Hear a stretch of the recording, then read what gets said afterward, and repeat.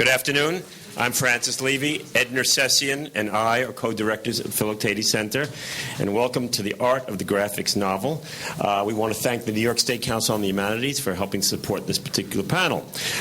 Before we go on with today's program, I wanted to call your attention to the art on the walls, an exhibit curated by Holly Cohn with the help of Adam Ludwig. And this is an exhibit that is obviously in tandem with this particular panel. And what's most interesting about it is that when I came in, usually I have to tell people when we have our exhibits, because all exhibits are tied to Philoctetes panels, and it was being read. I mean, everyone was walking around the room and reading and seeing Ben Katchor's Horace Malphaison, world champion conscience wrestler. It's all the societal consciousness to self-consciousness that's mentioned in the blurb is so redolent in all of the David Heatley's sex history. I have to say I was particularly enjoying that one. Those of you who know my work would understand why.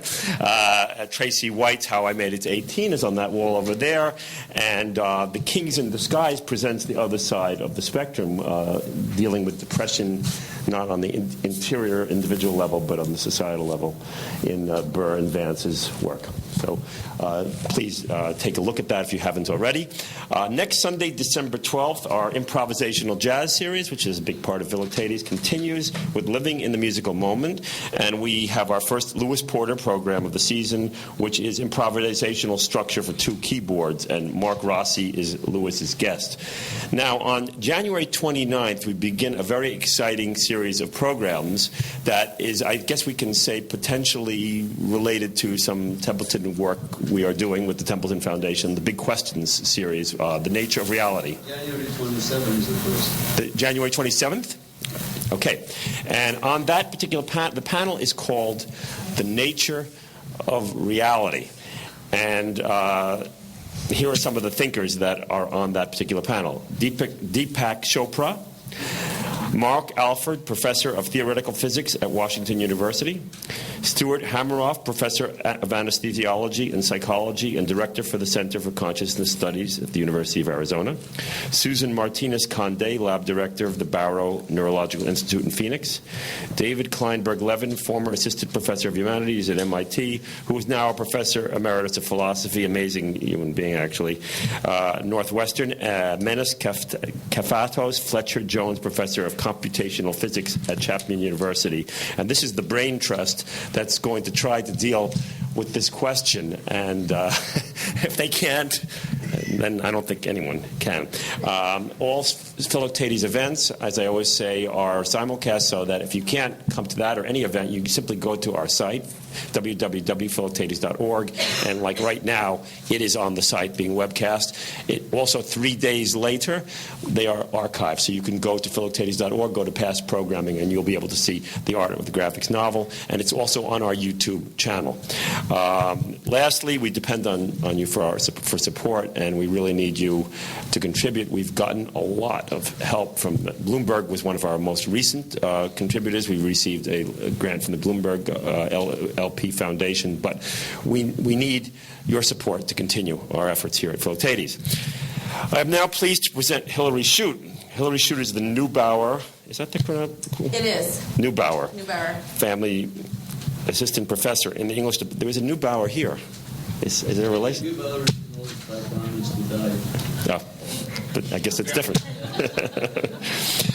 The Neubauer. Brilliant guy also. Neubauer, family assistant professor in the English department at the University of Chicago. Previously, she was a junior fellow in literature at the Harvard Society of Fellows. She is the author of Graphic Woman, Life Narrative, and Contemporary Comics, and associate editor of the project Meta Mouse by Art Spiegelman, coming out in 2011 from Pantheon. She was a contributing editor on graphic narrative for the latest edition of the Heath Anthology of American Literature, and her essays have appeared in American periodicals, the F. Scott Fitzgerald Review, Literature and Medicine, MFS, Modern Fiction Studies, PMLA, Postmodern Culture, 20th Century Literature, and WSQ, Women's Studies Quarterly, amongst others. Chute has also written on comics and culture for The Village Voice and The Believer, and is the founder of the Modern Language Association's discussion group on comics and graphic narratives. And Hilary Chute will moderate this afternoon's discussion and introduce this amazing panel. Thank you so much. Thank you. Hi, Lynda. I'm sorry, everyone. Thank you for making it on time. My little cab driver had a big fight with a bicycle guy. And it came down to chains, and it was really scary, so I decided to just get out and run. 50 blocks. Well, you take a deep breath, and I'll say a few words about you. All right. So Lynda Barry has worked as a painter, cartoonist, writer, illustrator, playwright, editor, commentator, and teacher, and she's found that they are all very much alike. She is the creator behind the comic strip Ernie Puck's Comique, which features the incomparable characters Marlis and Freddie. And she is the author of the books 100 Demons, The Greatest of Marlis, Cruddy, an illustrated novel, which is one of the best novels I've ever read in my life, Naked Ladies, Naked Ladies, Naked Ladies, that's one title, and The Good Times Are Killing Me, which was adapted as an off-Broadway play and won the Washington State Governor's Award. Her best-selling book, What It Is, which came out in 2008, right? I think so. Won the Eisner Award for Best Reality-Based Graphic Novel. And forthcoming from Drawn and Quarterly Publications is a multi-volume collection of her foundational comic strip. So they're basically reissuing your entire backlist. And also your next prose novel, which I'm very excited about. And her most recent book is called Picture This, the Nearsighted Monkey Book. Chris Couch is an art historian who teaches in the Department of Comparative Literature at the University of Massachusetts at Amherst. He has a PhD in Latin American art history from Columbia University. And in addition to teaching in the program in comparative literature at the University of Massachusetts, he also teaches in the program in American Studies at Trinity College and in the MFA program in illustration at the School of Visual Arts. And he is the author of numerous books and articles on Latin American art and on graphic novels and comic art, including the Will Eisner Companion, The Pioneering Spirit of the Father of the Graphic Novel, and Will Eisner, a retrospective, as well as Faces of Eternity, Masks of the Pre-Columbian Americas, and the Festival Cycle of the Aztec Codex Barbonicus. Thank you. He has curated exhibitions at the American Museum of Natural History, the Americas Society, the Oklahoma Air and Space Museum, and the Smith College Museum of Art. And really fascinatingly to me, he was also a senior editor at Kitchen Sink Press and editor-in-chief at CPM Manga. And he edited a volume called Conversations with Harvey Kurtzman. And his most recent book, which was published just this past fall by Abrams Comics Arts, is Jerry Robinson, Ambassador of Comics, which is an artist monograph on the editorial cartoonist and the comic book artist who created the Joker and Robin. Ben Katchor's picture stories and drawings have appeared in The Forward, Metropolis Magazine, and The New Yorker. His weekly strips include Julius Knipple, Real Estate Photographer, The Jew of New York, The Cardboard Valise, Hotel and Farm, and most recently, Shoehorn Technique. And he is the recipient of a Guggenheim Memorial Foundation Fellowship and a MacArthur Foundation Fellowship, which he won in 2000, the so-called Genius Grant. And he has also written a libretto and drawings for the Carbon Copy Building, a collaboration with Bang on a Can, which received an Obie Award for Best New American Work. More recently, he collaborated with the musician Mark Mulcahy on The Rosenbach Company, a musical biography, and also The Slug Bearers of Carol Island, which won an Obie Award in 2008, and A Check Room Romance. He's an associate professor at Parsons, the New School for Design here in New York, and his forthcoming book from Pantheon, which is coming out this spring, is a collection of the Cardboard Valise. Françoise Mouly, the incomparable Françoise Mouly, founded Raw Books and Graphics in 1977 and published the pioneering avant-garde comics anthology Raw, which she co-edited along with her husband Art Spiegelman. I can't overstate the importance of Raw, but I think I'll ask Françoise about it instead of trying. Raw published Lynda, Barry, and Right? Katchor, so Amazingly, we're all together. And Raw also brought acclaim to artists like Charles Burns and Sue Coe, Gary Panter, Chris Ware, Lorenzo Matodi, Ho Swart, Xavier Mariscal, and many others. Françoise joined The New Yorker as art editor in April 1993. And in 2000, she launched a Raw Junior division, publishing books of comics for kids by star writers, star children's books artists, and cartoonists, including Maurice Sendak, Paul Auster, Ian Falconer, David Sedaris, Jules Pfeiffer, Lemony Snicket, Gahan Wilson, and Neil Gaiman.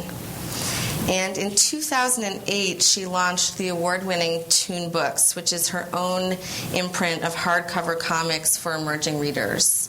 And just this past October, Toon Books started a partnership with the acclaimed publisher Candlewick Press. So we also have sitting in with us today Tracy White, who I had the great pleasure of hearing at the New York Comic Con this past fall, and whose book is titled, I love this title, How I Made It to 18. Is that right? Yeah. And Tracy teaches illustration and comic storytelling at NYU. That's right. Okay. Excellent. Yeah. So I wanted to ask all of you, just to get us going, how you came to the world of comics, whether professionally or as a cartoonist or as an editor and a publisher. Well, I have an easy answer. I fell in love. I fell in love with a man and an idea, and the two were very much wedded together. I mean, I ended up wedding him. But, I fell in love with Art Spiegelman's work when I discovered a strip that he had done in 1973 called Prisoner on Hell Planet. And in 4 pages he talked about his mother's suicide and its impact on him. And I found the work so provocative. It led me, who at the time was a recent immigrant to New York, couldn't speak English, to call him up and ask, I had met him socially, and ask him questions. And when I could hardly put 2 sentences together, I ended up spending 8 hours on the phone.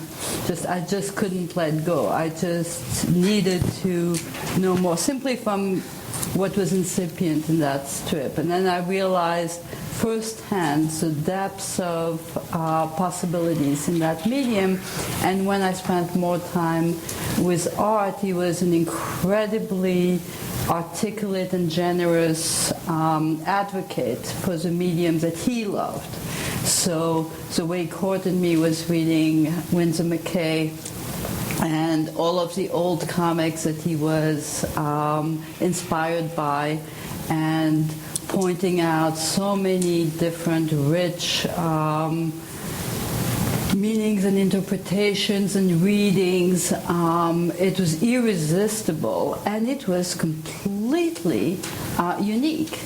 It wasn't like he was one of the members of a generation of people who were interested in comics and graphic novels, but even among his peers, and he was part of a group of underground cartoonists, I didn't see the same passion for the medium. I mean, I knew a number of other cartoonists through Art, and some of them had found like their precursors. Some of them had invented their own medium, but Art was, finding Rudolf Topfer, who had actually started the medium in 1840, spent time with the old newspapers, whatever he could find. He had spent a lot of hours with Woody Gelman's collection.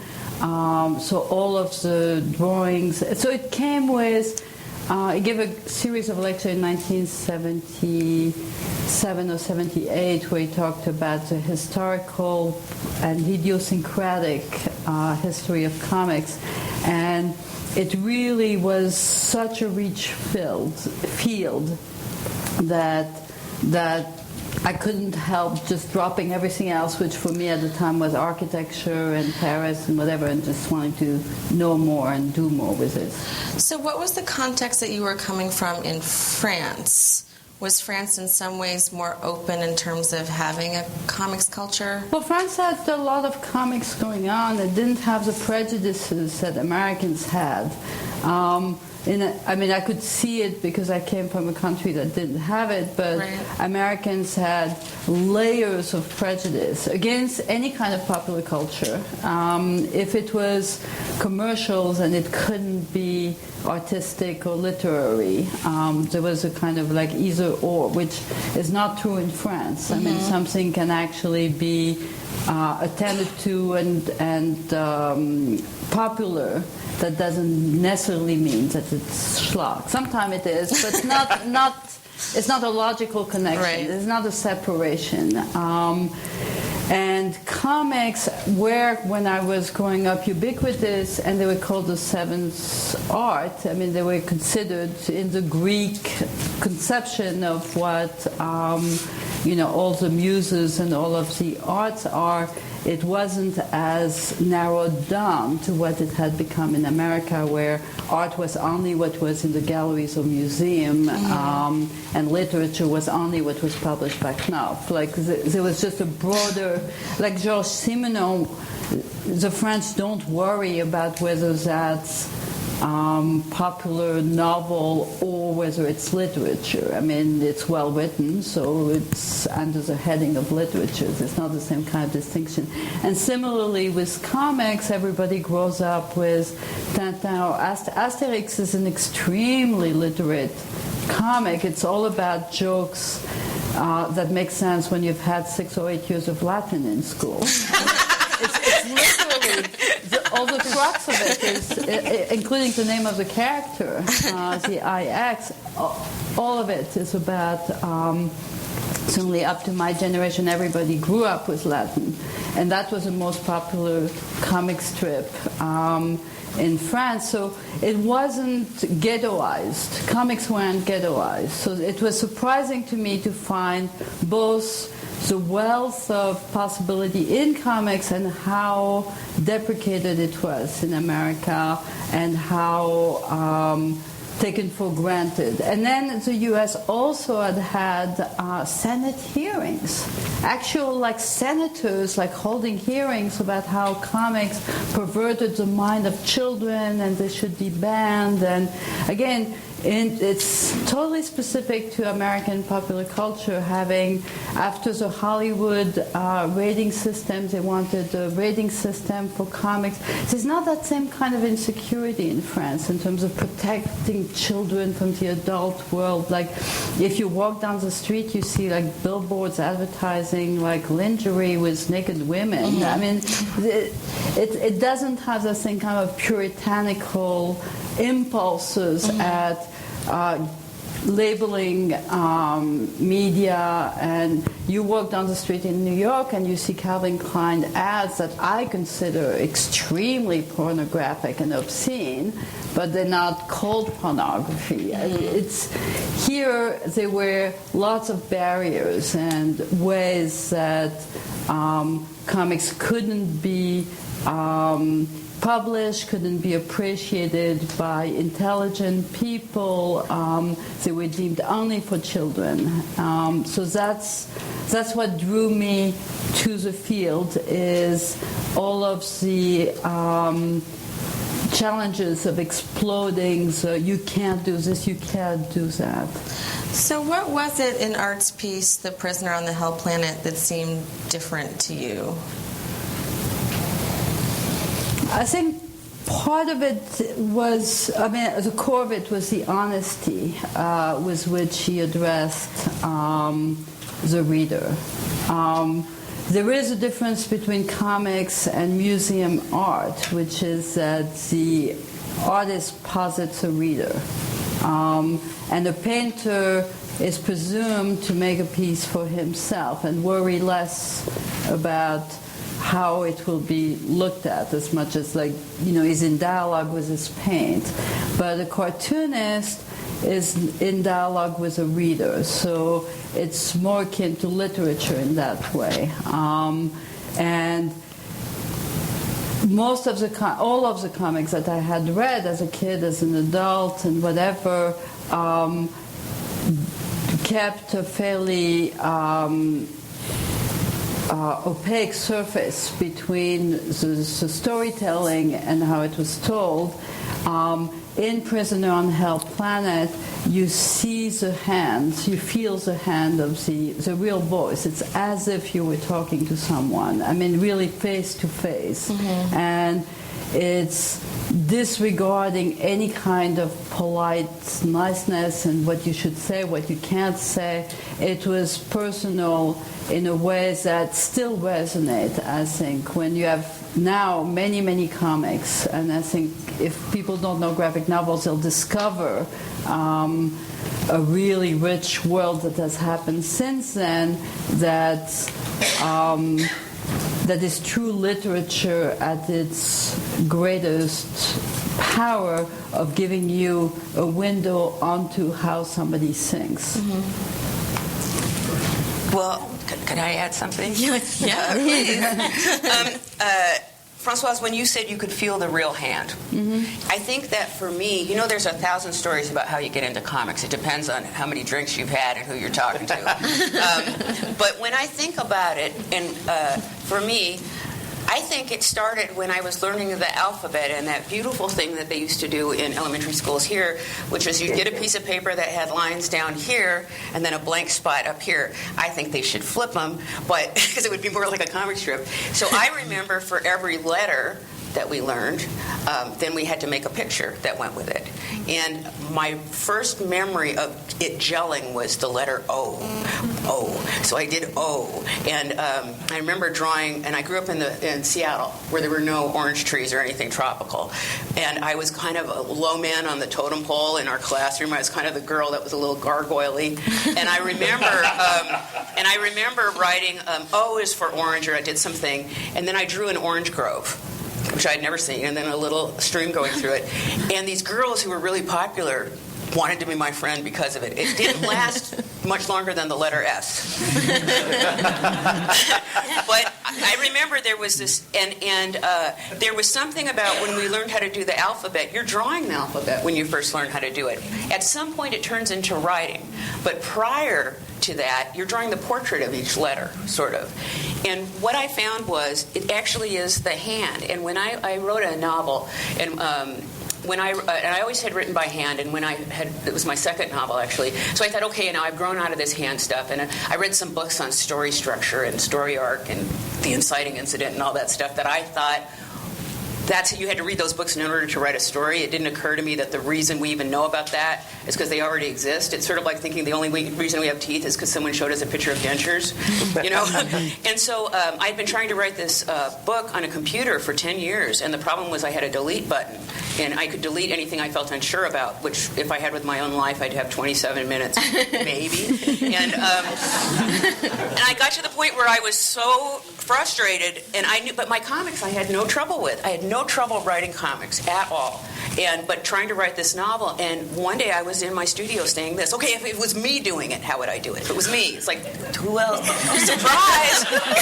Your wish is granted. It is you.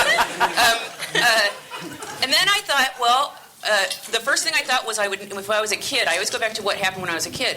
I would never think of writing a book without making the book first to write it in. Do you remember taking notebook paper, 4 pages, and folding them in half, and that construction paper and the staples? I love saying construction paper because you see people go like this.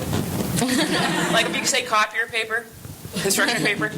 So I did that, and then I started to do it as slow as possible. I always say I tried to figure out the slowest possible way to write, and it turned out to be with a paintbrush. Actually, I always say the slowest possible way would be with frosting, would be the slowest way to write a novel. But it was something by doing it by hand, by these actual original digital devices, Wi-Fi, biofueled, that the stories came. So for me, when you said the word hand, comics have that in it, and handwriting it feels like speech. And that's one of the saddest things that's happening to comics right now. Younger cartoonists somehow think that if they make a font from their handwriting, that's the same as writing by hand. And it isn't. It doesn't look the same and it doesn't feel the same. But it does feel, like you said, the hand, and it feels like there's a voice. And there's something about comics that has that I don't know of anything else that has that.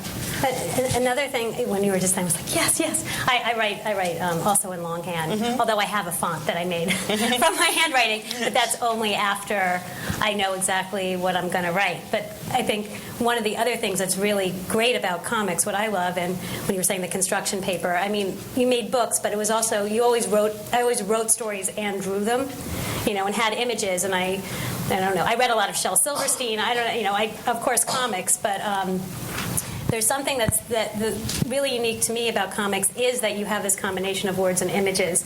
And comics really forces you to be very succinct in the way that you communicate. You might have had 6 pages of writing, and you have to take those 6 pages and make them into one sentence of text that's in a panel.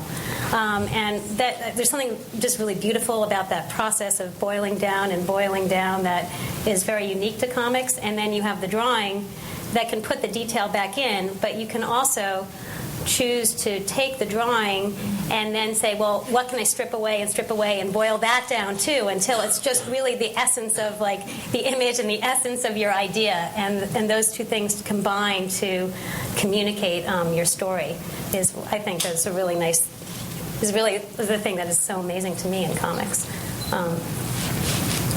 I think in many ways, when we say words and pictures, that's one way to say it, but I heard James Terms talk about it as poetry and graphic design, and that's probably even more accurate, because it's, as you were saying, it's a concision that makes it the hinge where it can become a symbolic language, because those are ciphers rather than fully illustrated images, and they're haikus rather than fully written out paragraphs. Yeah, when I was growing up, reading comics from the New Corner newsstand, and then going to school where there was this whole system of splitting these disciplines apart. And going up through college, I couldn't show my painting teacher a comic strip because he'd say, I can't deal with this text, I am not a writer. And it was out of the question to show my writing teacher pictures. They would say, this is not what I do. And there's that split in the academic system. I don't know if it's made. It's a Western thing. It's the mind-body split. Some people are going to make things. Some people are going to think about things and use all of this verbiage and not use concrete images. And that's why in the history of this form, there are these strange, rare cases. Topfer was a writer, was trained to be a writer. His father was a painter, and his eyesight wasn't good enough to pursue painting, and he sort of said, well, I can sort of do both things. He had training in both fields.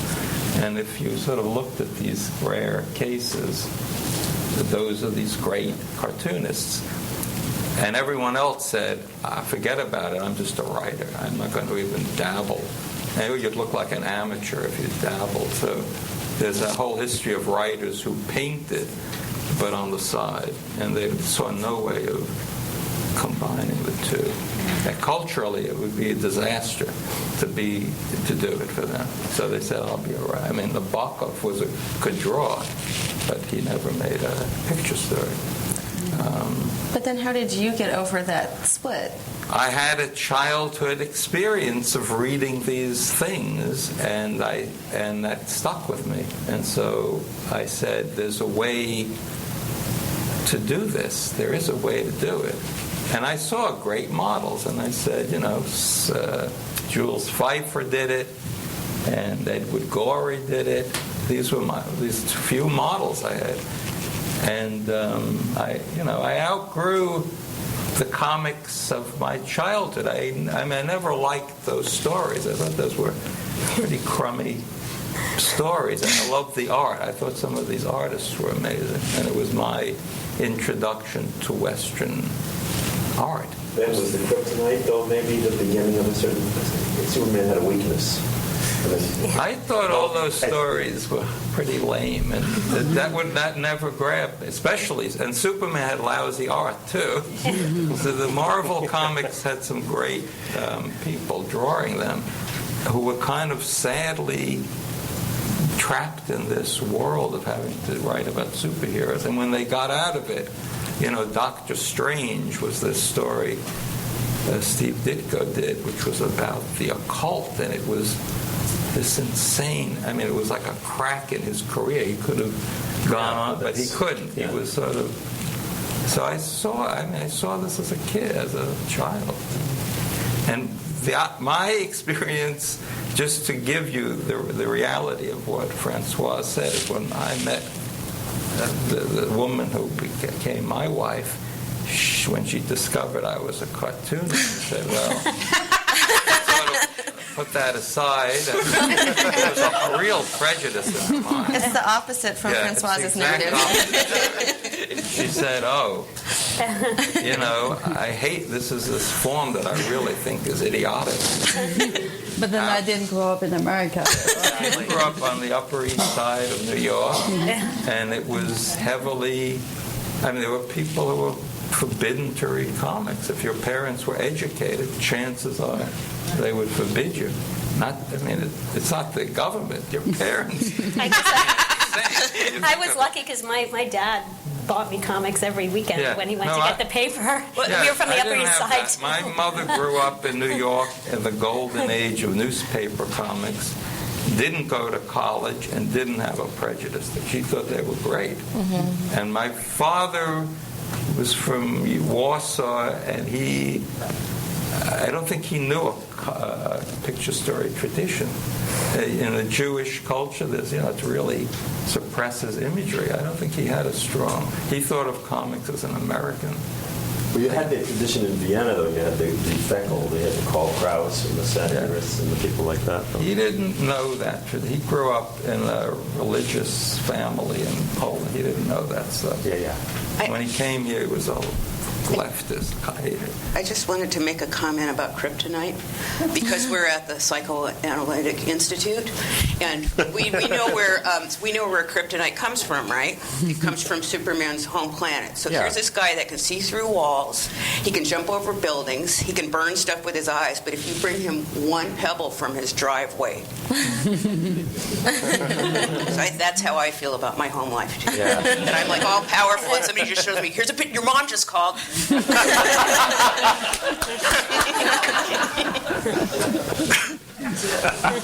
have been right. So true. It is, isn't it? Yeah. So, Ben, did your wife get over it? I don't know. I think these are really deep prejudices. I don't think I think a lot of writers, people who are immersed in literature can't even make that switch between looking and reading and decoding language and looking at images, and what's the difference between one person's drawing and they can't see stylistic difference. They're really clueless. And this is editors at major magazines who are clueless about visual art. And also in America, there's a indisposition among high artists about illustration. Illustration is... Well, I actually, even at the New Yorker, I have had to contend with artists who would not do New Yorker covers, even though they had ideas and I was interested in publishing them, but they were afraid that it would devalue their work in galleries and museums because they had published in a commercial venue. And I'm like, it's a New Yorker! What do you mean a commercial venue? But, they're just afraid and insecure that somehow art for reproduction is going to, takes them down a peg from their pedestal. And that's a truly American set of like arbitrary divides, because one of my privileges at the New Yorker was to be Saul Steinberg's editor. And Steinberg grew up in Romania, and his uncle, I think, was a printer of little boxes, and he escaped from Romania in World War II and was studying architecture and got his degree in Italy. And then they closed in on him in Italy as a Jew, so he escaped on a boat, came to try to get into America, was denied, spent a year in an island waiting for the visa, and got the visa thanks to William Shawn, and remain eternally grateful to Shawn and to the New Yorker for having saved his life, literally. He's one of the few Jewish refugees that did make it because of it. And he was 22 or 23 years old and had just published a few drawings in Italy. So there wasn't that much for Shawn to go on. So he did devote his entire life to doing drawings for the magazine. And he was friends with Jackson Pollock and with Robert Rauschenberg and a number. With Calder was a good friend of him. Henri Cartier-Bresson. He was friends with people whose entire life was in the museum.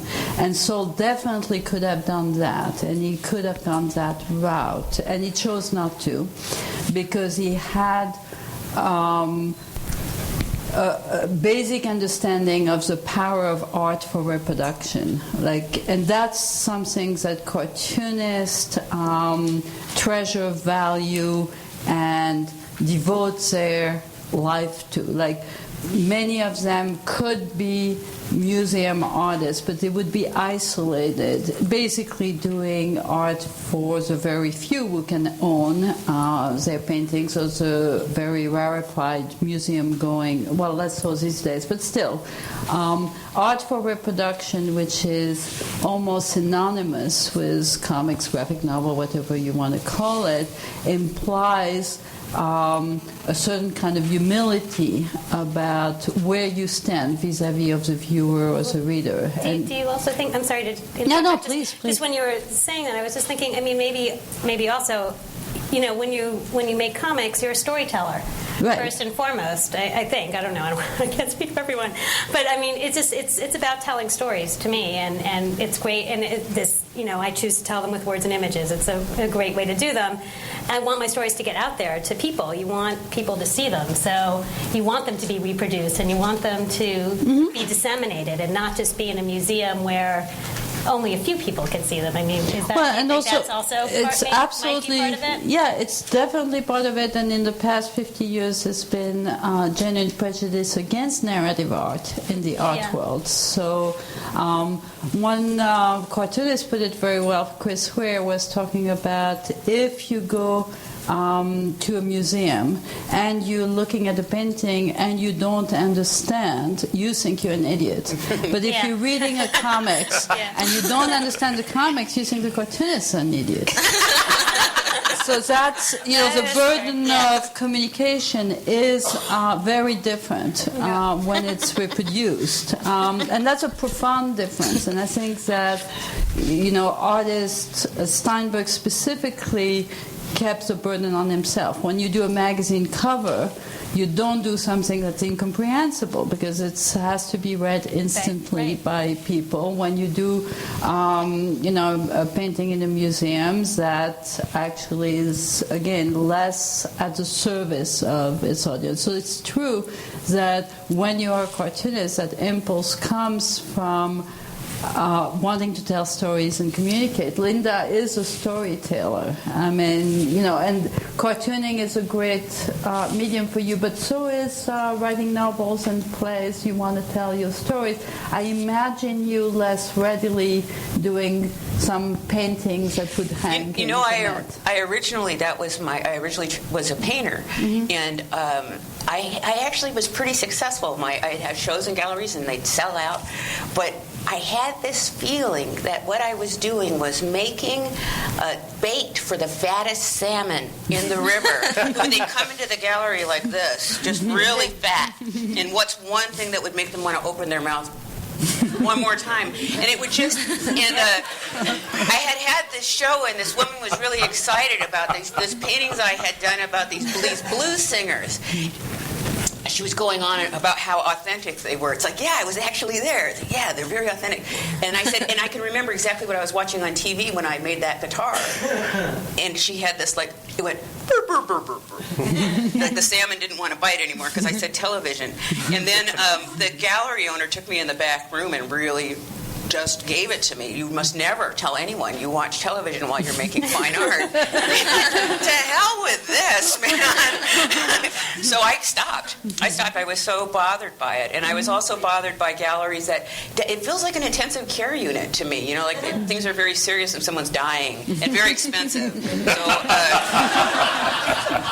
You haven't had the chance to say something. Well, to take off from what Françoise was saying, one of the things that I've found in my life and teaching this stuff is that there are internalized hierarchies. You know, that everyone has these, and they don't even know they have them. Right. And you find them in institutions, you find them in museums. One of the reasons I got interested in pre-Columbian art was when I started studying it, it wasn't in the Metropolitan Museum of Art. That made me angry. I wanted to be an advocate for that. And you find the same thing. People don't even know it. They have, you know, painting, illustration, and then somewhere down at the bottom is comics. Okay. And when Marshall Arisman hired me to teach at SVA in the illustration program, he said, the students don't have those hierarchies in their heads anymore. I want you to teach them history of comics. And that's the thing that I've discovered, is that there's a generational divide. When I teach my comics classes, the students who are in those classes do not think that graphic novels are some strange thing. Mm-hmm. It's one more thing they read, okay? And it's something that they take seriously, and they want those classes. So the hierarchy still exists in institutions, in art museums. They exist really powerfully in academia. You know, it's very hard to crack that open. There's only maybe a dozen of us who are full-time teaching comics, but Chris, our when did you students don't first have start them. teaching comics courses? Actually, my chair at Complit had been taken aside by his daughter one day, and she said to him, "Dad, you're a literature professor, but you don't teach children's books." And I think that that's really wrong. So he started teaching children's literature, and then I met him at the Words and Pictures Museum in Northampton one day, and I devoted myself as like an undergraduate to teaching myself about comics and about pre-Columbian Native American art, and I was dying to teach comics, and I'd become a comic book editor in the meantime, which, if anyone ever asked you if you want to be a comic book editor, there's only one right answer, say yes. And he said, would you like to teach comics in the Complit department, because I think we need that. And I said, of course. And it's just been wonderful since then. And I've seen the hierarchies disappear from the students over the years. You know, they really, comics are just one more thing. They don't think they're different from literature or art. It's something they care about. But I'm so interested in this different from literature or art question. So you teach in art history departments and you teach in comparative literature departments. Do you feel like there isn't yet an academic home for comics, or that they're equally well suited to art history and to comparative literature? I think there's no home for them. But I'll ask you that in a question. good way. Yeah. Well, I'm in an English department, so. And media studies, except it's antique technology, so they say it doesn't belong in media. But that's sort of, it's the history of theater, comics, you know, then early cinema. Yeah, it belongs in media. So. I teach at it's interactive telecommunications. It's all new media, comics there. And I've been teaching that for 7 years, and it's always been, well, if you're doing a comic online or in new media, how do you think about it in a different way? What else can you bring to it? But actually this year they said, for the first time, you could just teach it as a print thing. It's very interesting, you know, that actually the students who go to this school want to think about new media, but apparently with comics in this year only, I don't know, we'll see if it's a trend, they actually want to just have them be in books and make books, which I thought was sort of interesting. But scary. So Yeah, does that I mean know. that print is disappearing because now it's being taught in universities? Oh, we'll show you what a piece of paper. It's not just in school. Maybe I can take this moment to ask Françoise about that, because I had the pleasure of hearing Françoise speak on a panel yesterday at the Brooklyn Comics and Graphics Festival, and you were saying comics is one area where we can see that print is actually not dying. It's thriving. And at the same time as there's a whole body of works that's just as readable on an electronic device. And actually type is very fluid. But anything that is drawn, and it goes back to what Lynda was pointing out, which is the hand of the artist. Like, comics are manuscripts by definition. Yeah. They're made by hand. Even when an artist colors their work on the computer, they have first drawn it and then scanned it and applied. Some artists draw on computer, but that's not the root of the impulse. And because of that window onto the thinking process of the artist, and because of the distillation that you were talking about in terms of making it concise, the object of the book is integral to. Lynda was talking about when you're a kid, first you make, or even when she's thinking of a book, first you make a book, and then you figure out how to fill it. Right. When I publish comics, my impulse comes from wanting to make a book object, and that object has a permanence.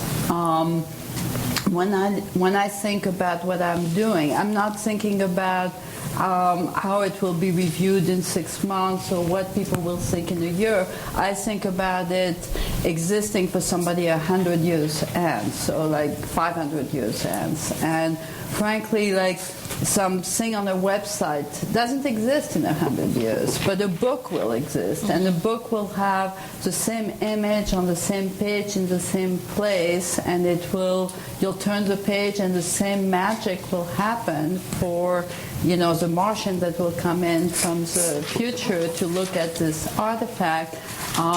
It has a kind of soul anchoring. It's an artifact that you are making, and everything that you're doing electronically, whether it's a facsimile version of your book or an enhanced or whatever, it's interesting. I'm not against it. I actually do a fair amount of the promotion of my books on the web. It's a good tool for a number of things, but it is separate because it doesn't have that primal impulse of just making something by hand. Mm-hmm. I just went to the webcomics weekend in East Hampton, which is quite wonderful. It's like the second year. It's kind of a national gathering of webcomic artists. And I spoke to as many of them as I could talk to, and I asked them, do you make your living at this? Do you make your living at this? Do you make your living at this? And they all said, yes, we do, yes, we do, yes, we do. And the way they make their living at this is by printing and selling books of their webcomics. Well, also, I've been doing a webcomic for 15 years. 15. And I also don't make a living that way, but you get your work up there, and then people see your work, and then maybe you do other projects because of that. I don't know. Both Lynda and I, really, our work lived in the 1970s equivalent of the internet, which was the disposable weekly newspaper. Yeah. And the advantage of that was somebody saw your strip every week for their lifetime. I mean, 20 years, they could look at it, and then they throw it in the garbage every week. And that's a great... that's exactly like how a webcomic would work. The money came from advertising, not from selling an object. The papers were usually free, just like the internet. And the book was like this entombment of, I really when the thing ended up in a book, it felt like this is this inert thing. You're not supposed to read it. You're supposed to see one a week over 10 years. I loved seeing mine blow down the street sometimes, especially if I was really depressed or oh my life, and a piece of paper would go blowing by with my drawing on it and go, maybe things are all right.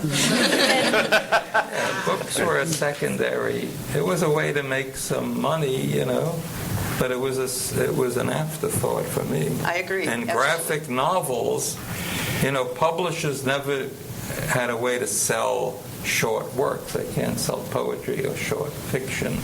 And that was their impulse to say, whatever these things are, make them into things that look like novels so we can sell them.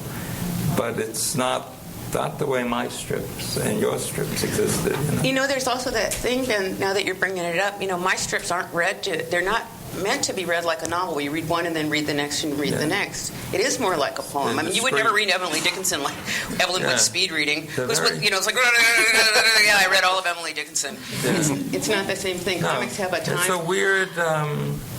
the novel is a literary thing that you need a lot of text to evoke a world.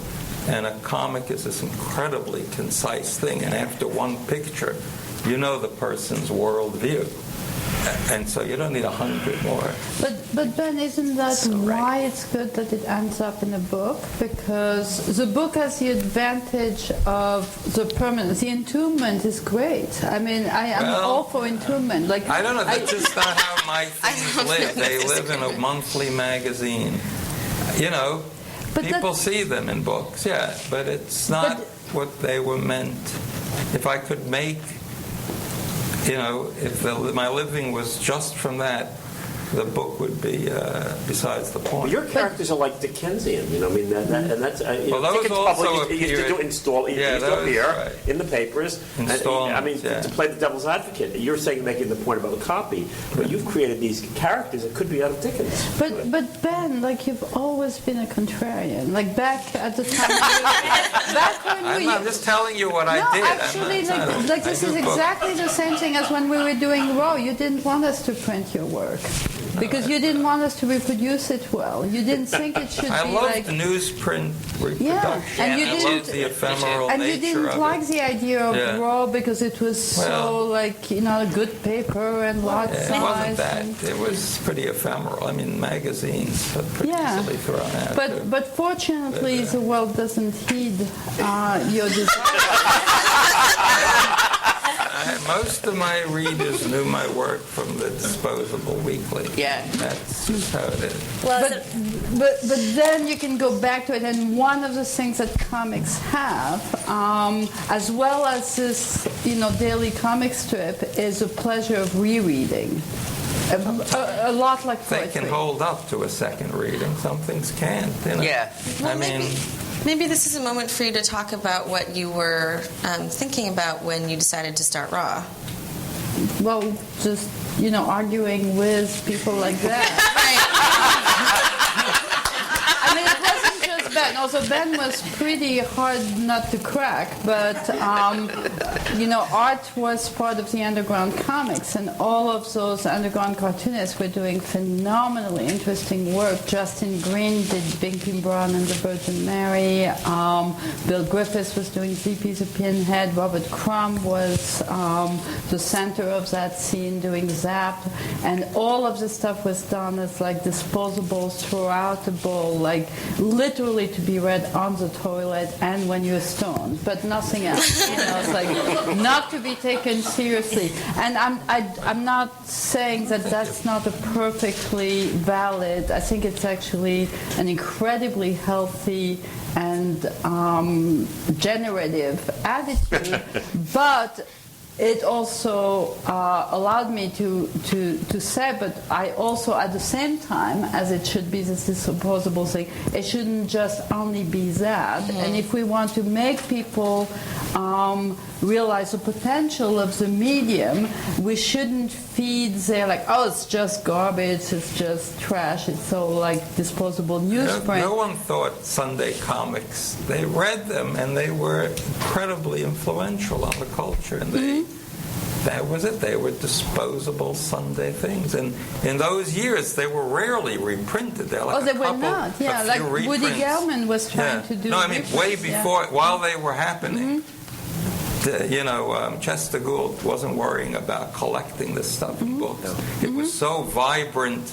It was like having a TV show and saying, I have to make only a DVD out of it. The thing Archie was in books, though, wasn't it? Archie. Well, that's later. He's talking about the golden age of newspaper companies. They were disposable things, but everything is ephemeral. They didn't think they needed that Well, it's a little bit like what we were saying before about the museum versus like making a comic and just reaching people, and you just wanted to reach a lot of people. Yeah. Oh, But you can I do want both. comics in museums. But one can do both. That's what I'm saying. Is that like one doesn't have to Yeah. choose either Right. it's fish trap Well, it never or fit it's in a museum. comics never fit in the publishing world, and they rejected comics. And when you were trying to sell Raw to a major publisher, this wasn't an easy thing to do because they thought it was comics and it doesn't belong. So it didn't belong in the mindset of the publishing world. Mm-hmm. That's just the way it was. So what changed? I mean, what's our account of what happened? The publishing world, they'll do anything to sell a few books. They'll try comics, and it happened every 10 years. They try to do a few, when after Raw, there was this lapse before a lot of stuff was published. And still most major publishers, they might have a tiny comics division, but it's not there. Actually, right now there's way too much stuff being published. I think it's rather indiscriminate. What changed? 30 years passed. 30 years passed.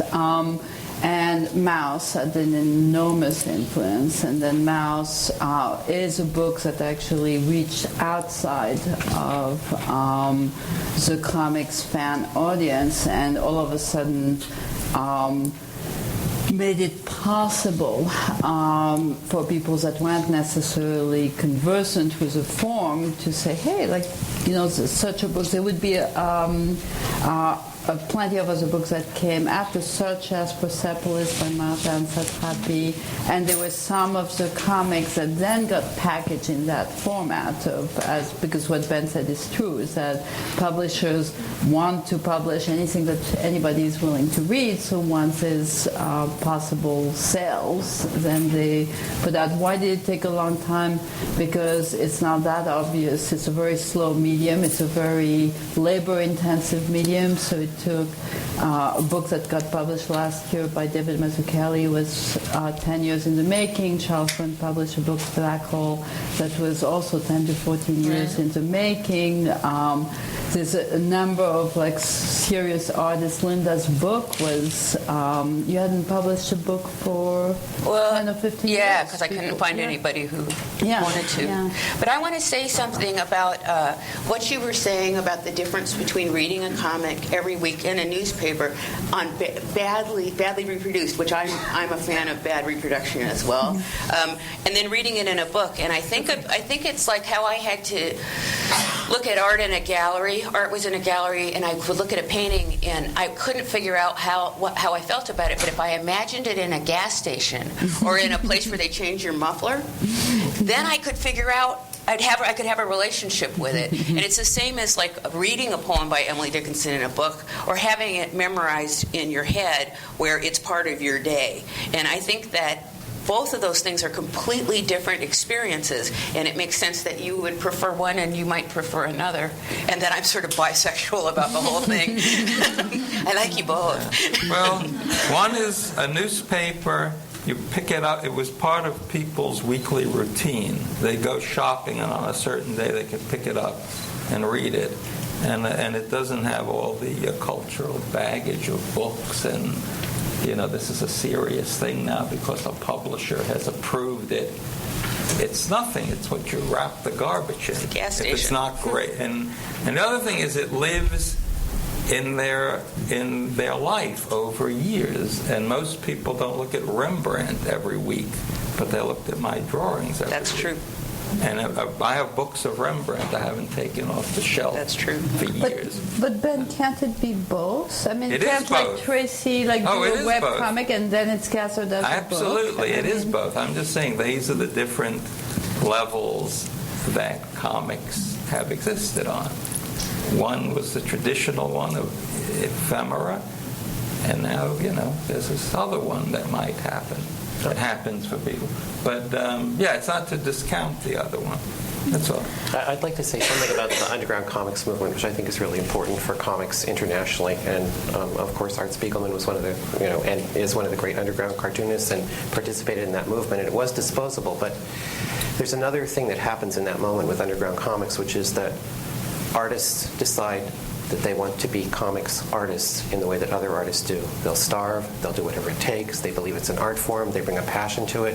If you look at David Haydew's 10-Cent Plague, there's a list in there of 600 artists who never worked in comics again after 1954, after the Comics Code. But when the underground comics movement happened, for the first time, I believe, in America, those artists didn't work in comics because it was a job. The underground cartoonists are the first people who thought it was an art and it was worth living like an artist and starving and devoting yourself to it because it was an art, and they believed in it, and they overturned the hierarchies by doing it. And the reason that we can have graphic novels now is that there's a couple of generations of people who have devoted themselves to this art form, and they can create things that are worth being published in books. And I think that comes out of the undergrounds, really. And it's not just because I worked at Kitchen Sink. You know what, I wonder if that's one of the reasons why so many roads lead back to R. Crumb and S. Clay Wilson and those things, because almost everyone that I talk to, depending on their age, people my age, it would be to Zap. And then a little older to Mouse, or to Raw. And now people, like I think of people who are going to Joe Sacco's work, or just this way where the medium keeps expanding. But I'll tell you, the underground comics for me, I had a friend who found we both talked about finding our first Zap, and how you have to hide it. And I had a friend who was so disturbed, he had it, but he was worried his mom was going to find it. And he finally, instead of being able to throw it out, it was so alive to him, he had to bury it. Isn't that a trip? It's that alive. It's like... and also the hope of maybe I'll dig it back up. We don't know, But that's pretty interesting. But I think you're absolutely right about that. Oh, yeah, absolutely. When Art and I were putting together Raw, we were aware of some artists in the U.S., such as Charles Burns and Gary Panter. And we also traveled in France and in Holland and Spain and in Italy and in Germany. And everywhere we went, in 1980, the one thing that we would see in every artist's secret notebooks and drawing is their R. Crumb period. And we were thinking if we had all the publishing, somebody should do this actually. Is get Charles Burns' R. Crumb and Art's R. Crumb and Lynda. I painted him outside of my car with Mr. Natural. I did. I painted that, and my mother was just furious, but I was like, you don't get it, man. Mr. Natural rocks. Yeah, I think you're right. It's not just the medium, though. It's the actual. When I read Mouse I remember this. I was knocked out. I couldn't believe what I was seeing on the page, and then when I saw Crumb, I just left. This is amazing. It's the dead, direct profundity, and I think publishing is still a fundamentally conservative media. There are still book publishers that you can submit, and I do. I'm a writer, and they said this is going too far. I've never seen a comic which has gone too far, or I've never seen they've gone further than I thought. That's saying something. Did we go to remember when you were trying to sell Raw to the Gotham Book Mart, and they opened it and said, "This is the pornographic comic," and they said, "No, thank you." That's a literary establishment looking at comics. So to worry about book publishing, I don't think it's like a strange other tradition in a way. If I could just ask one question, I think, before we open it up. Sure. So I think we've tried to give an account of how we got to the place we are now in terms of even having a so-called graphic novel field that we can all identify. But I'm so interested that you're all doing such interesting, innovative work right now. So I guess I wanted to end by asking, where are comics going and what sort of forms are they taking now? So Lynda, your last two books have been these amazing activity books. Is this a new kind of space? And Françoise, I'd love to hear you talk about how your imprint for emerging readers is related to your previous work. Well, I think comics. I think comics. What's happening now is, there are a lot of, like you were saying, there are a lot of young people who, for them, it's always been there. And one of the things about being my age, I'm going to be 55, and my comic strip ran for 30 years. So I often meet people who have kids who grew up reading my comic strip, which is really wild to think of this thing that passes through time intact. And so this idea that, to me, what I've seen with comics is they have the same latitude as music does. You know, there's country western music, and there's classical music, and then there's just weird nose flute, noodly hippie music. But there's every kind of music. And my feeling now is that comics have that they always have, but it's now been accepted. They have that big of a rink to skate in, as big as music. And I think I say music rather than film because I think film's rink is very small, but that music's rink is quite large. And so that's what I see happening is that that people are doing documentary work that adheres to journalistic standards, like Joe Sacco's work, and other people. So I find that really, really exciting, and it's not just it's the whole gamut. I find that to be so exciting because I love Dr. Seuss, and to me that whole thing of pictures and words still is music to me. That's my favorite. My eyes love that.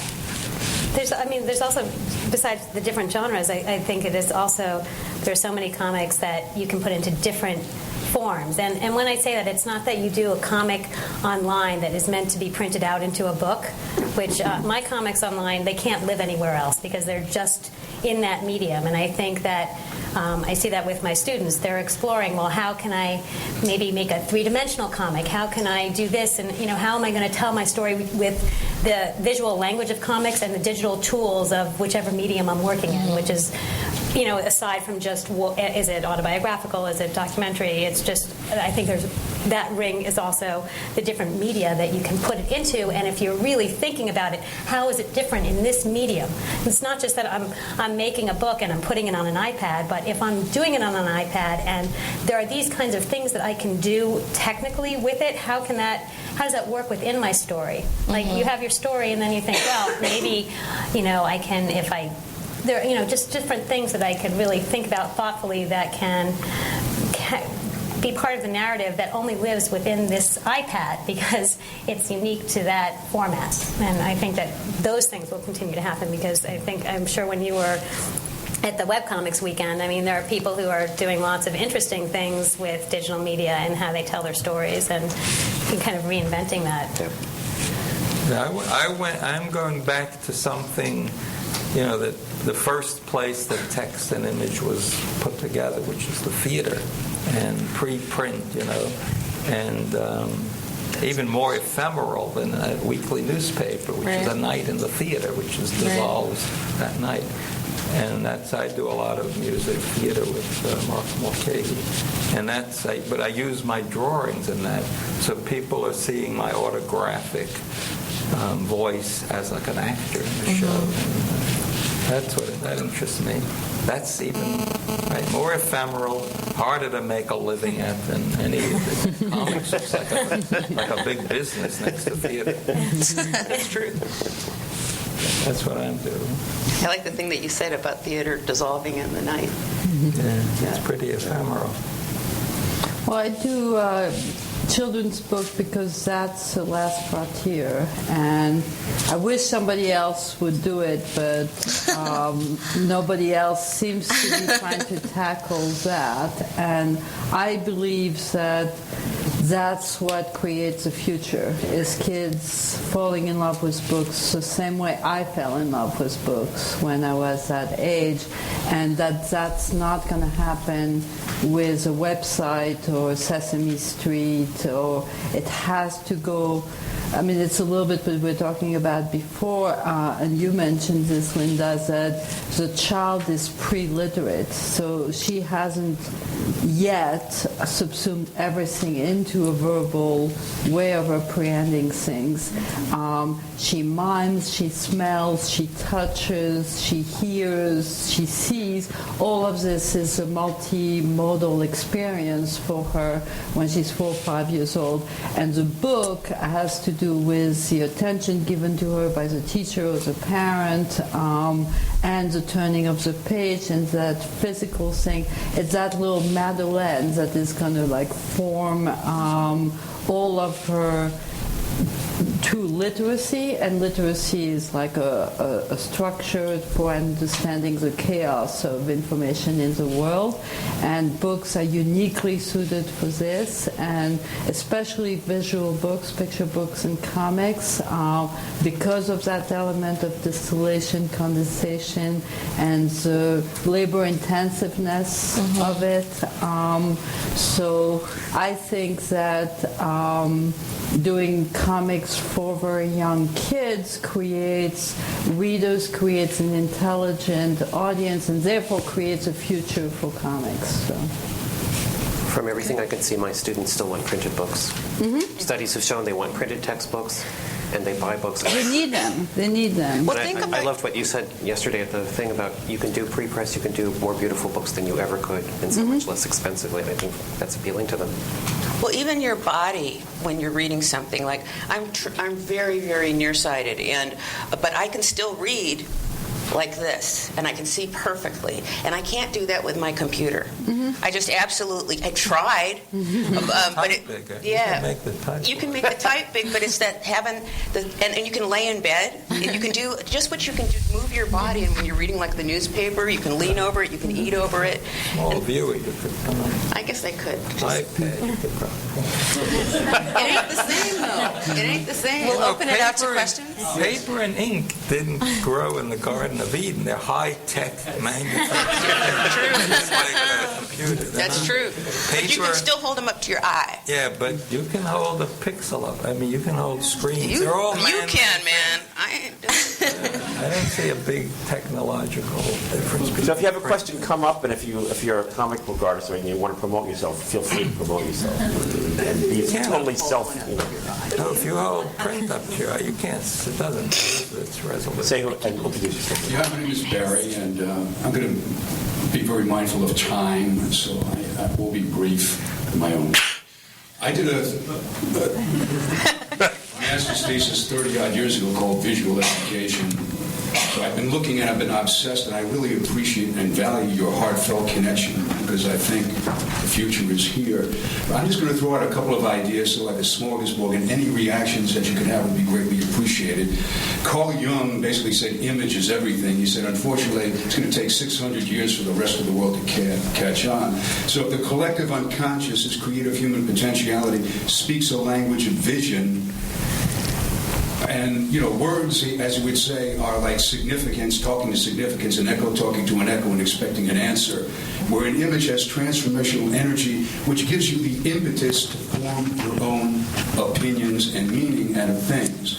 So that basic piece, and then on the scientific level, the creation of vision and intelligence runs on the same neural pathways.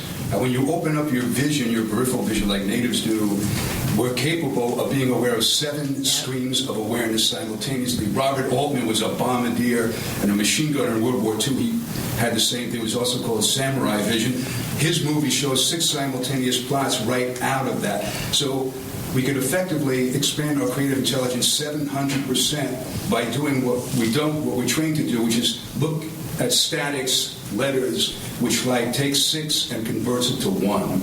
Anything that I say, I would greatly appreciate your reactions. Well, I think, first of all, you've nailed it in terms of this idea that the image is everything. And one of the things I've been really fascinated with are objects that little kids get attached to, because I always think that's the first human artwork. But what they're doing is, like if you have a little pet bunny, for example, the kids put an image inside of it. This bunny will just be a piece of cloth for stuffing for somebody else. But for that kid, it's the difference of whether they're going to be able to sleep or not that night.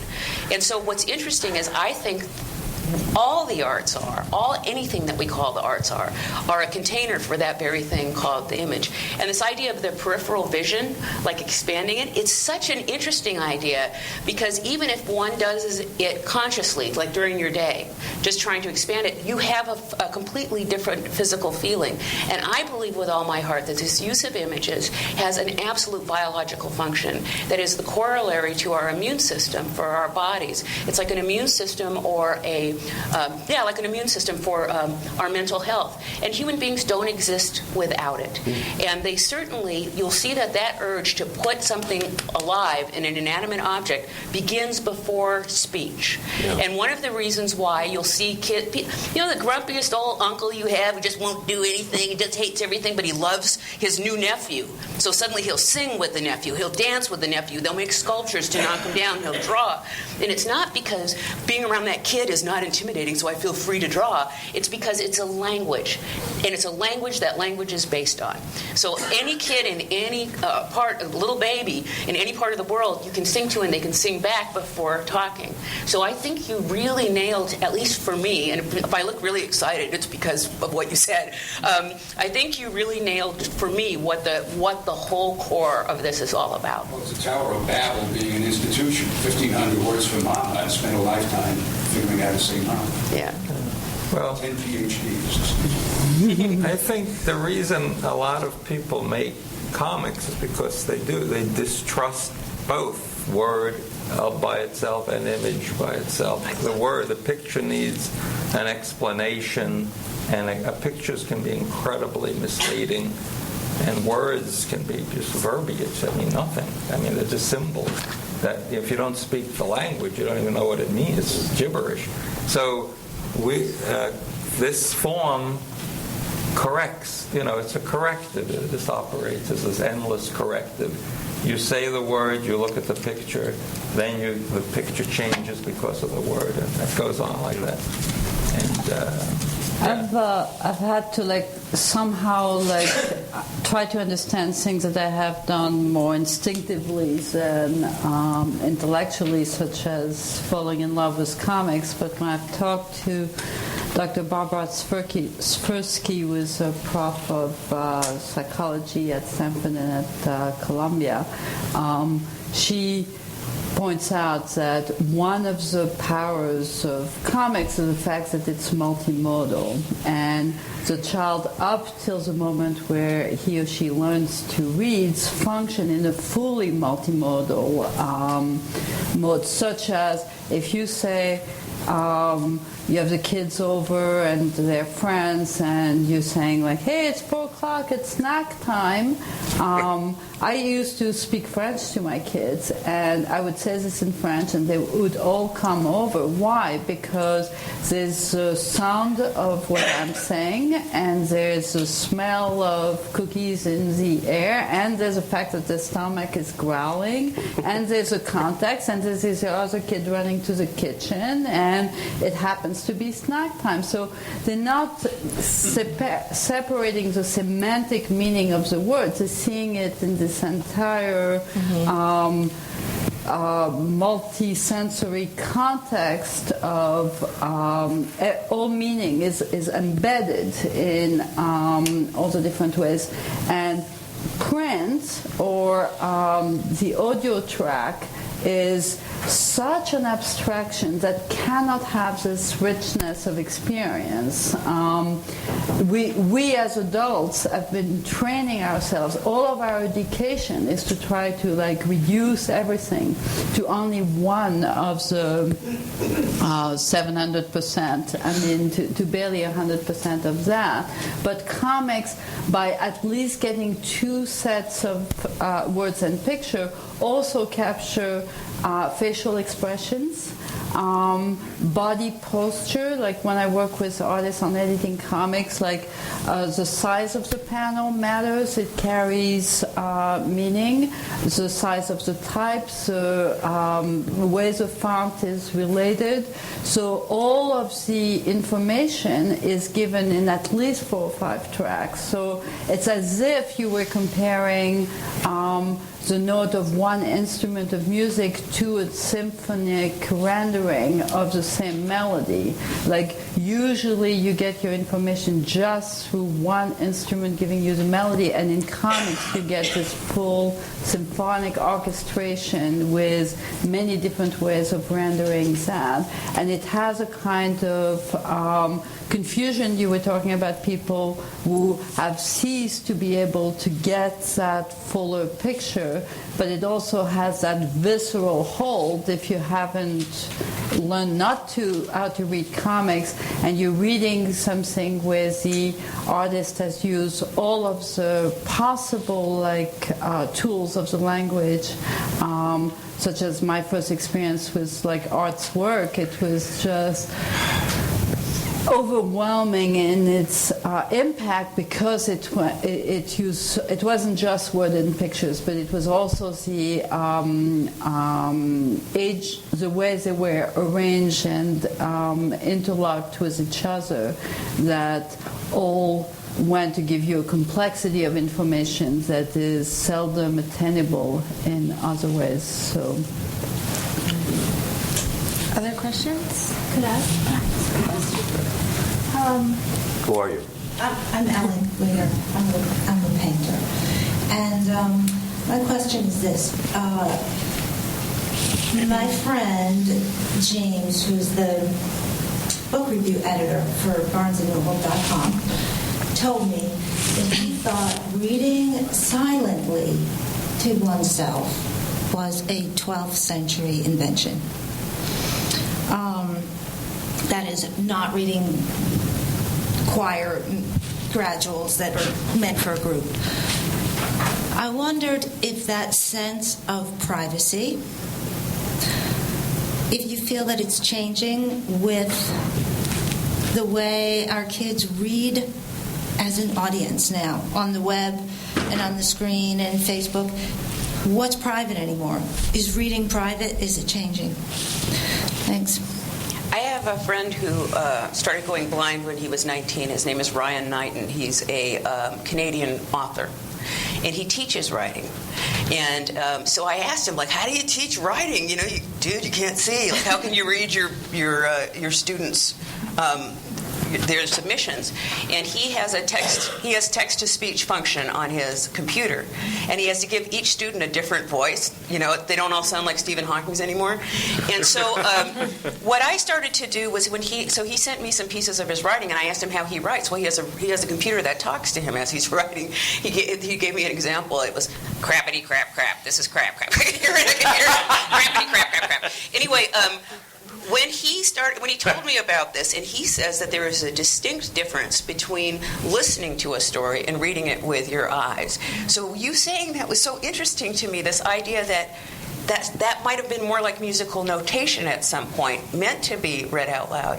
And since when he sends me his stories now, or sends me email, I do it with speech to text. And then I figured out to do it with my email so I can figure out what the hell he's hearing when I send him stuff. But it's a completely different thing that happens in the brain, and I think it has to do with time. Reading is real fast, but it doesn't allow that same sort of sinking in, I think. But I think that's a really interesting question. But I don't know why the 12th century. Just a guess, maybe? I think he was talking about a general move to literacy, and people and then reading to themselves. Owning something that they could read alone. Yeah. Because they Weren't most possess people text. illiterate in the 12th century? Well, that's the thing. Before printing, people are not. That opportunity didn't even exist before printing. But Yeah. oral, have anything the to tradition read was oral. No, and you're talking. I mean, certainly in It was the beginning of being able to own. It was the beginning of an economy where people began to own something written. Yeah. Interesting. Well, there was a notation of human speech, and when it took off on its own to be its own form of expression, then you had literary culture. Before that, you had people notating stories they might have heard. They read chansons de roman, they read Beowulf. Picture recitation, ballad singers, all of that stuff. So That's out loud. that was really public. What? That's out loud. Yeah, but it was in the crowd with But the this right. thing of sort of, Yeah. making up your own pictures to something you're reading. Well, I haven't always done that. But it's interesting with comics, they don't work as well read out loud. some of them. Right. Some do, honey. I Yours know. really do. But some don't always. But every writer, this is a really touchy thing because there are still people committed to prose fiction in the culture. And when you talk to them about, images, they say, well, I don't want to impose my image on the reader. And that's sort of why I wouldn't do comics. Besides the point that they don't physically know how to draw. But they say that, but they want to impose their story on the reader. So it's a false. And their images are not the same as concrete images. They're conceptual images. Isn't there something in reading that allows you, when there are no images, to have your own imagination of what the characters look like, behave like, and so on? So if you already know what they look like, that's the image you have. I don't know much about comics, but when I was a kid, I would read Tintin. So Tintin is imprinted in my mind a certain way. When I think of Tintin, that's who I see. But on the other hand, when I was a bit older, I was fascinated with the Count of Monte Cristo, and the Count of Monte Cristo in my mind has no image outside. Mm-hmm. It's only the image of him that I have in my head.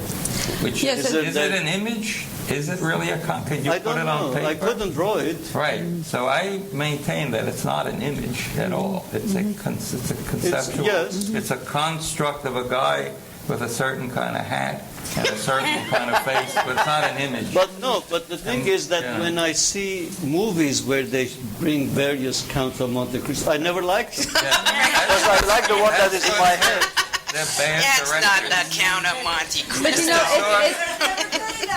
No, if you saw a great director do it, you'd say this is even more vivid than the book. I don't know. But there are a lot of bad directors. It's bringing up a lot of very interesting points. What you were talking about privacy is definitely shifting because each medium brings about its own way of reading. So, yes, it's true that, Socrates was decrying the invention of writing because he felt that people would stop being literate because literacy to him meant memorizing. And they would stop knowing by heart all of the texts that they knew, and they have. So by Socrates' standard, we have been illiterate ever since. But now, actually, that we're going back to more of an ephemeral, disappearing everyday culture on the web, we're going back closer to ancient Greece in terms of an oral culture, except that we don't remember anything because we just find it in 2 seconds on Google. So we're not developing our memory, but we're able to or at least our kids are able to multitask in a way that Socrates would have had a hard time with this. And again, it's generational. But the issue of using your imagination is part of the prejudice against comics that many people feel that a cartoon is not as worthy of attention, literature, art, whatever, because everything is spelled out and you don't use your imagination. I think it's a misunderstanding because Tintin is as much of a cipher in the image as the word Tintin is. You don't get much more information. You don't get a real person. You're projecting, that's what Ben was talking about, just as much on that cartoon of Tintin as you were projecting on the Comte de Monte Cristo. And I agree with you that at this point, when they're making movies of Harry Potter, they're killing the goose with a golden egg because they had this entire generation of kids that were reading the books to get the stories, but the kids that are now 6 or 7 or 8 years old, are they really going to read all 7 books when they've already seen all of the movies? I doubt it. I think they had some things that could still motivate to get the story juice out of it, but any work is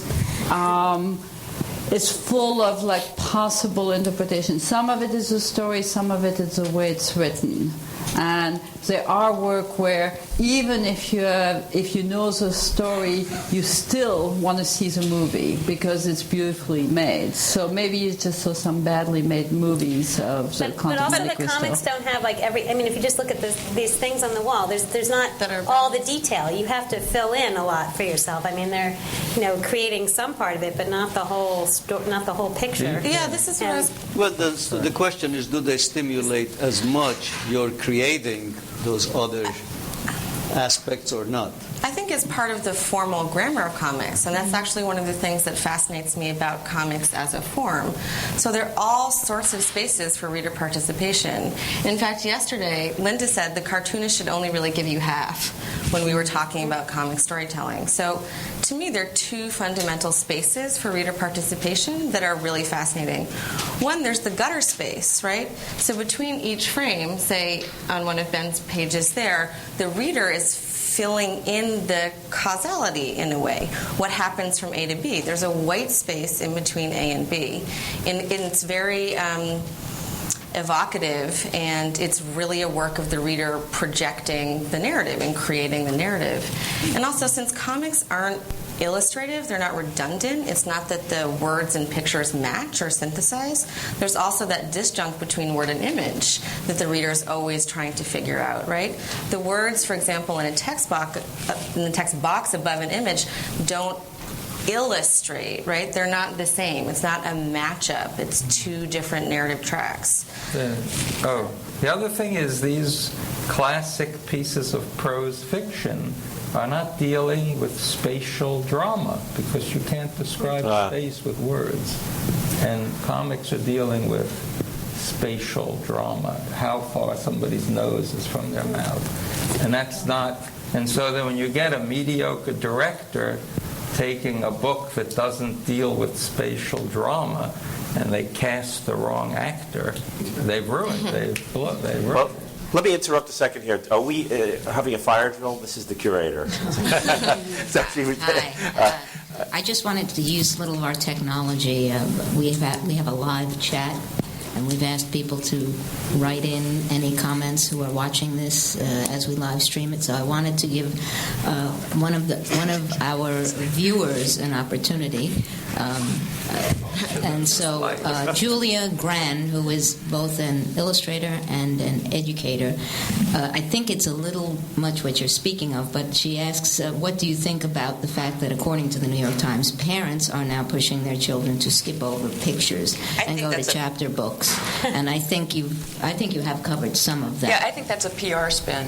When I read that, my feeling was it was and I don't mean to insult the writer who broke that story, but when I read it, it really seemed like, here's something that maybe I can say is happening. Here I'm going to call these people to confirm it. It's sure. I mean, not only that. And I actually read somewhere that the quote, the main quote. I mean not just the impression. I had the same impression. It's a specific article in the Times. That's right. That quotes one woman who says that she actually is trying to not let her child looking at picture books because she feels that that's wasting time, and that they're better off going right to print. There is a document about this woman being quoted saying this in jest, as a joke. Yeah, didn't it? And she's quoted out of context, and this was intentionally saying something that has nothing to do with what we experience, which is this renewal of interest in picture books, in comics. I think it might say more about the it's totally validity of the New York Times, maybe. I just felt so many people, everybody in the children's book world just emailed that story to each other, and it has a very nefarious influence on bookstores, because now they say, we shouldn't order picture books because parents are actually not interested in them. It's absolute misinformation. Yes. But they knew, the writer knew it'd be picked up. I mean, it was just like one of those things where everybody just what? You go to the New York Times and you try to pitch a story saying, hey, parents love reading children's book with their children, they're not going to buy the story. No. So.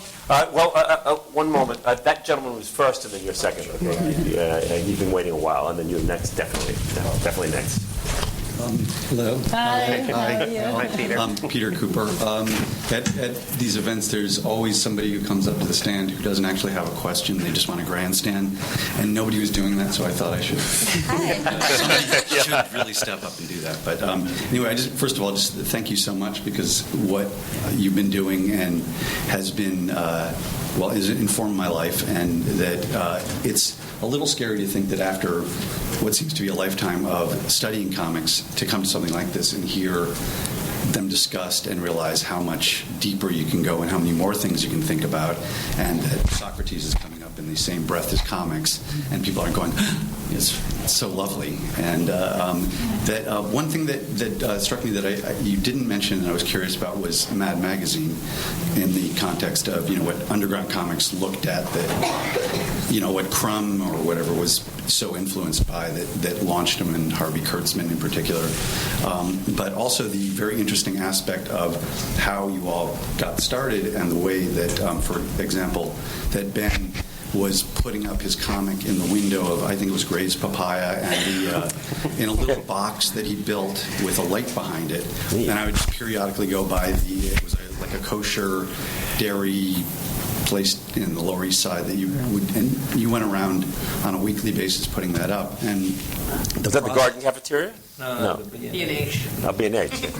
And just the whole process, especially for the long road that has been here, where people were not all that interested in comics, and getting them out there and doing them in alternative papers, and starting raw, and hand stapling them and all that.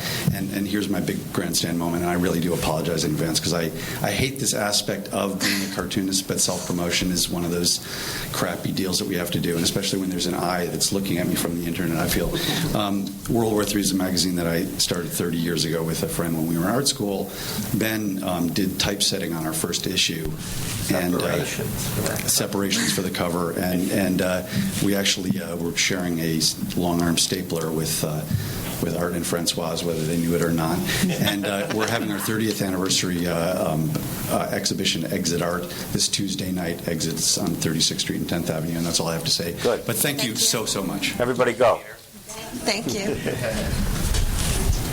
Hi, my name is William Flores. I'm actually beginning my own webcomic for the past month or so, and I actually came here on the suggestion of a professor of mine to actually see what the historical contents of comics and such. And I thank you very much for actually opening my eyes in terms of the whole approach to it. Like the internal hierarchy really struck a chord with me.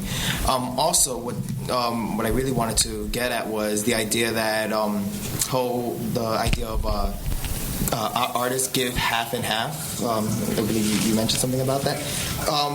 It's in a way I feel like we as artists we do give half. Like in terms of comics, since the characters are already solidified, they're so rigid in what they look like, their color scheme and everything. I feel as though the readers are given the visual, and then they can actually go into the mentality of each character and see and kind of develop a manner of which they think, how they react to certain situations, how they will potentially react in future comics and everything. I mean, I've read the work of Tim Buckley and Jeff Jacques in their webcomics. And it's not so much as the visual style or the artistic experience of the person. I think it's more of just the actual composition of like the importance of the size of the panel, the size of the characters, how much text to image ratio there is.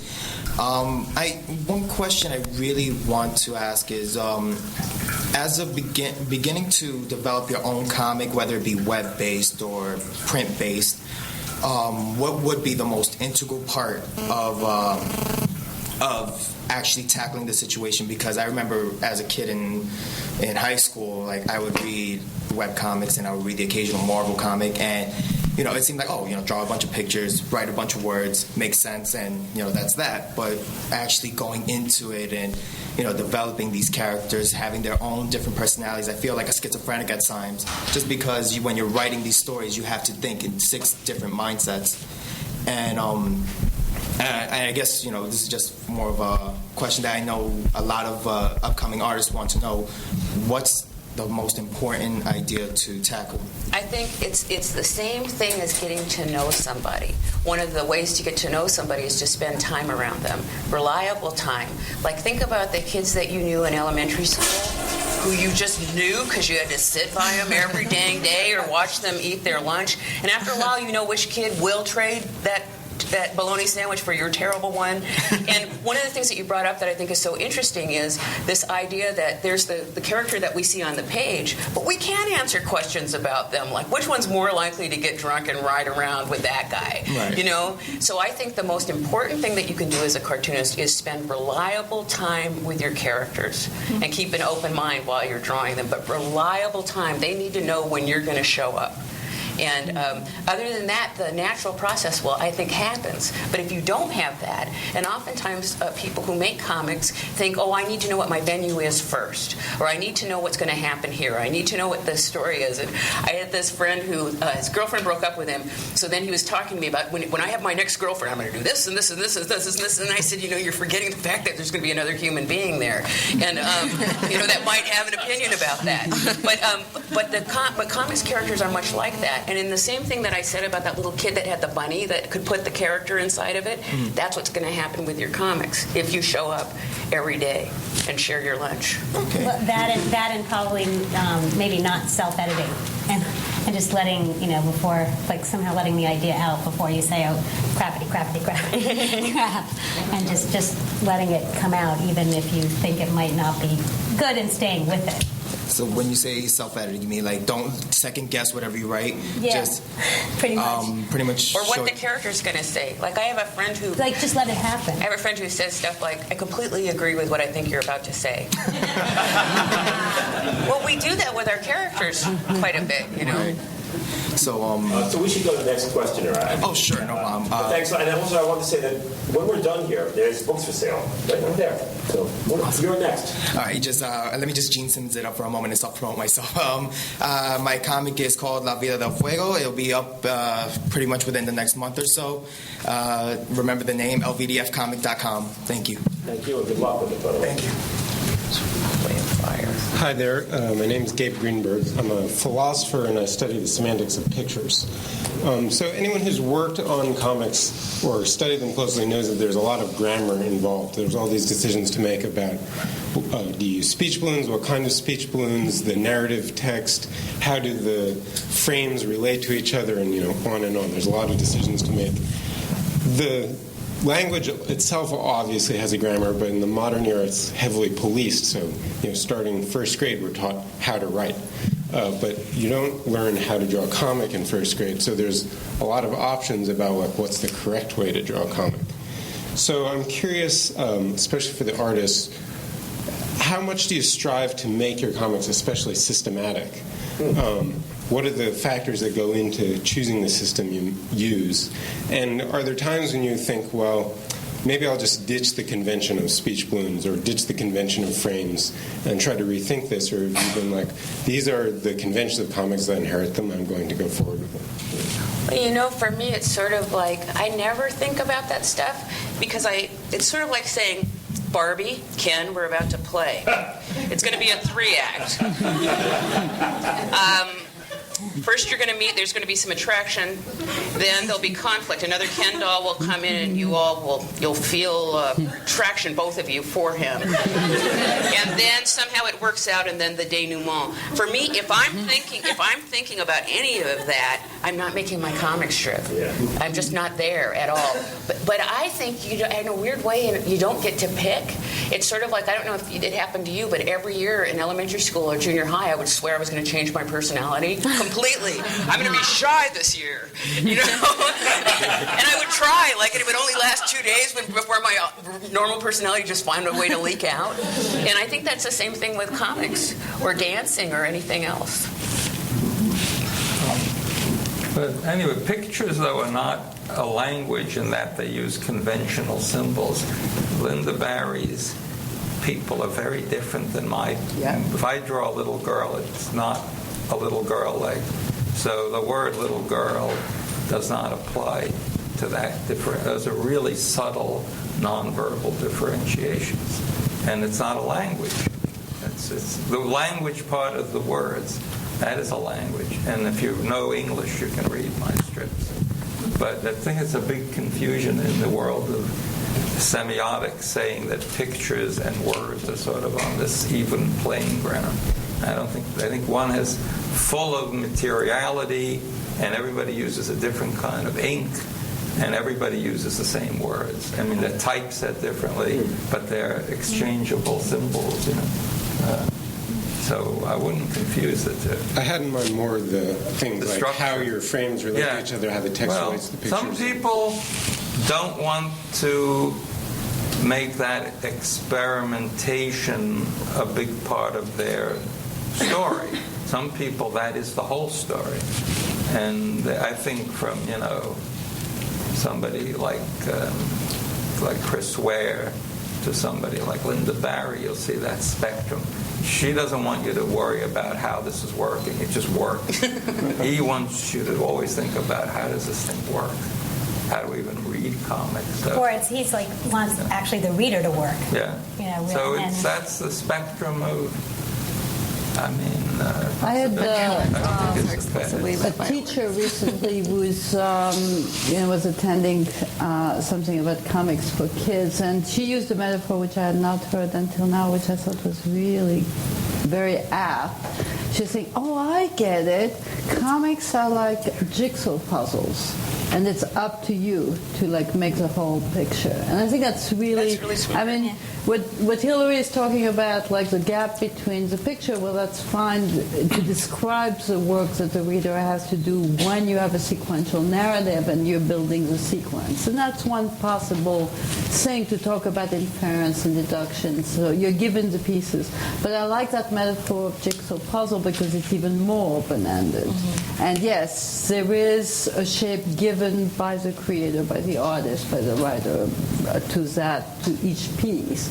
But what you make out of it, and it goes well with another quote I heard recently, which is life is a jigsaw puzzle and the answer is on the back. So maybe comics. Okay, I was just going to say, I don't use a system either.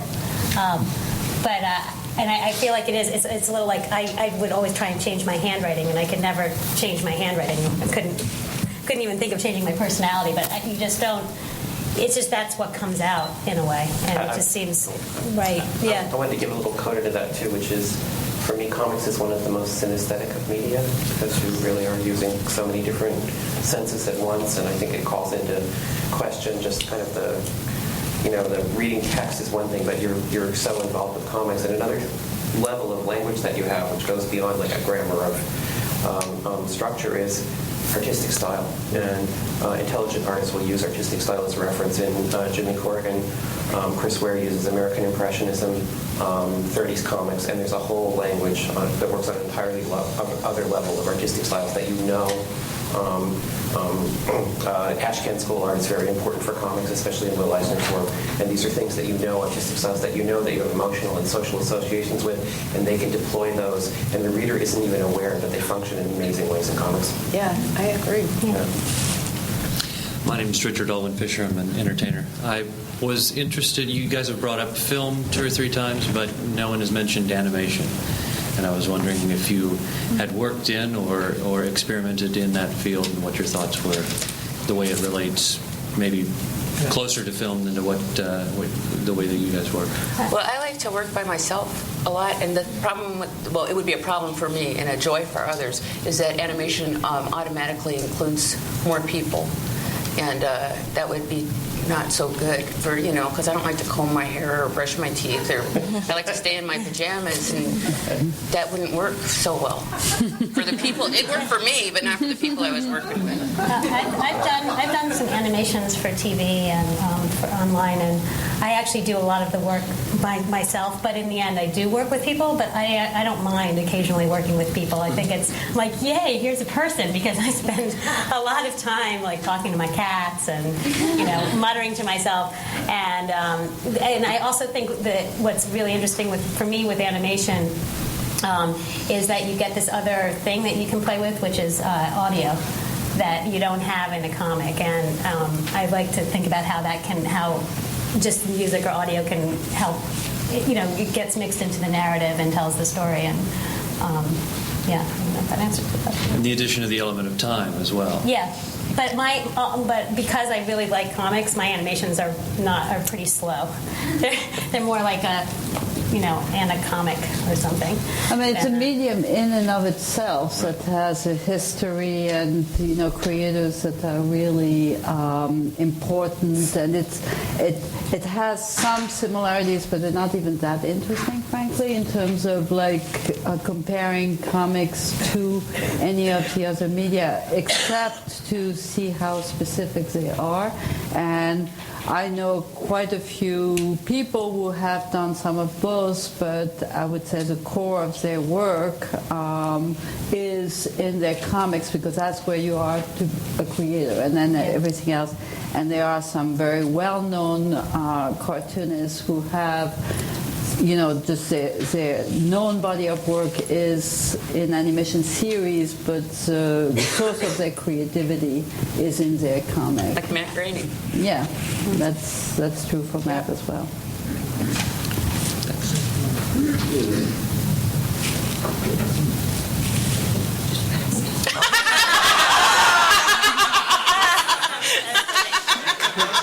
Do we have any questions?